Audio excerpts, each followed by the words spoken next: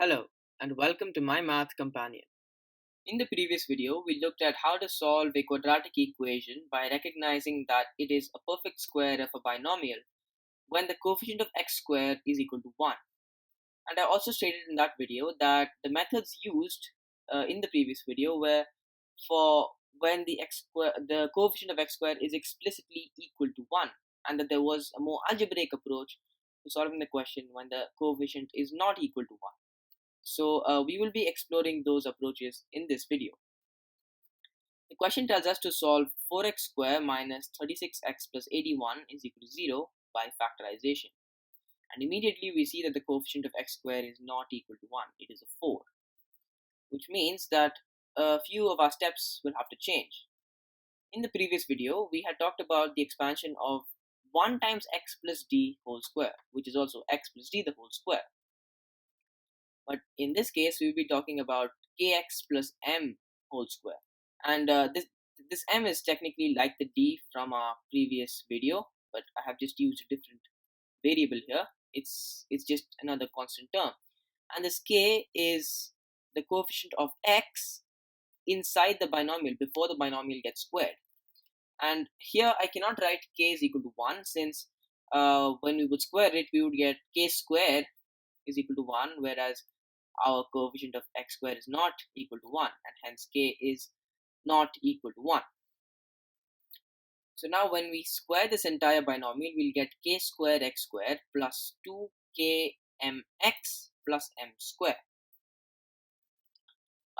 So again, we see that in order for our quadratic equation to be a perfect square, we must have this constant term, in our case 81, to also be a perfect square, since the constant term in the binomial expansion is also a perfect square, m square in this case. So m square must be equal to 81, and we see that 81 is the square root of 81 is equal to positive or negative 9, which means that we conclude m to be positive or negative 9.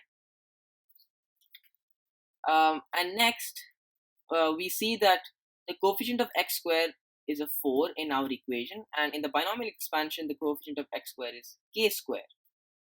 And this means that this means that 4 must be a perfect square, which means that 4 must be equal to k square. And we see that k is equal to positive or negative 2. And now comes the important step that really changes from the previous video. Bx must be equal to 2kmx. 2kmx. And in our case, b is equal to negative 36, and we can cancel out these x's. And if you're wondering why bx must be equal to 2kmx, that's because in our binomial expansion, the only x term was 2kmx, and in our equation, the only x term is negative 36x, which means that these two must be equal. So we cancel out x and we get b to be 2 times km. And we first input our value of b of negative 36, and we see that negative 36 must be 2 km.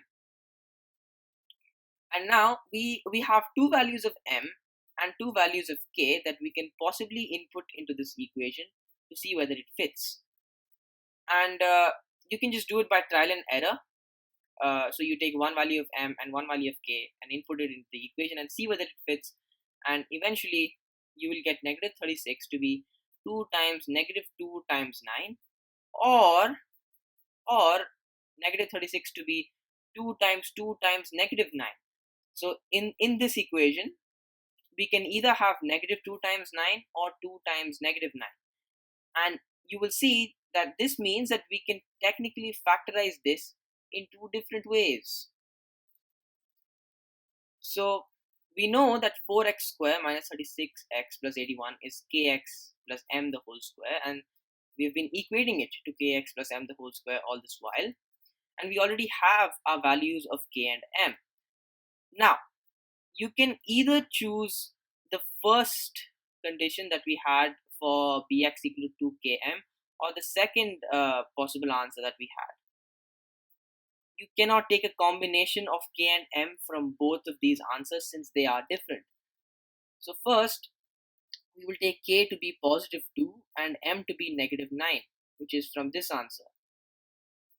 And if we put those values in, we'll see that 4x square minus 36x plus 81 is 2x minus 9 the whole square.